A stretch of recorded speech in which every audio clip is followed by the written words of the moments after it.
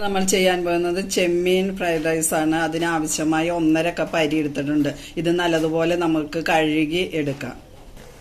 ഇപ്പൊ നമ്മൾ വെള്ളം ചൂടായിട്ടുണ്ട്. നമ്മൾ അരി കഴുകിയ അരി നമുക്ക് അതിനകത്തേക്ക് ഇട്ട് നല്ലതുപോലെ വേവിച്ച് എടുക്കാം. അതിന്റെ പാകത്തിന് അതിന് നമുക്ക് ഉപ്പും ഇട്ടിട്ടുണ്ട്, ഓയിലും വെള്ളത്തിലിട്ടിട്ടുണ്ട്. അപ്പോൾ അത് കഴിഞ്ഞിട്ട് നമുക്ക് അരിയിട്ട് നല്ലതുപോലെ ഇളക്കി വേവിച്ചെടുക്കാം. നമ്മൾ ചെമ്മീൻ ഫ്രൈ ചെയ്യാൻ വെച്ചേക്കുവാണ്. അതിന് നമ്മൾ ചെമ്മീൻ വേവിച്ച ചെമ്മീനാണ്, അതൊന്നുകൂടെ ഫ്രൈ ചെയ്തെടുത്തിട്ട് ഇനി നമുക്ക് കുരുമുളക് പൊടി എല്ലാം ഇട്ട് നമുക്ക് ഫ്രൈ ചെയ്തെടുക്കാം.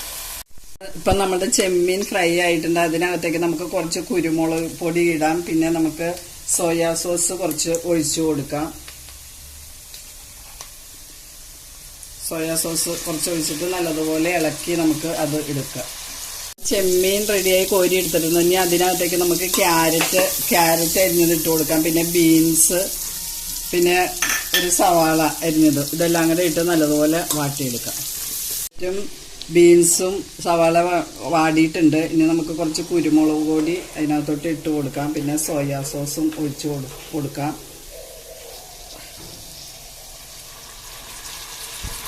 സോയാ സോസ് ഒഴിച്ച് ഒന്ന് ഇളക്കി കഴിഞ്ഞിട്ട് നമുക്ക് ഈ നമ്മുടെ ചെമ്മീൻ അതിനകത്തോട്ട് ഇട്ട് കൊടുക്കാം. ചെമ്മീനും ഇട്ട് കൊടുത്തിട്ട് നമുക്ക് കുറച്ച് ചോറ് അതിനകത്തേക്ക് ആഡ് ചെയ്യാം. ചോറ് നമ്മുടെ ഇവിടെ റെഡി ആയിട്ടുണ്ട്. ഇനി നമുക്ക് ഇതിനകത്തേക്ക് ചോറ് കുറച്ച് നമുക്ക് ആഡ് ചെയ്ത് കൊടുക്കാം.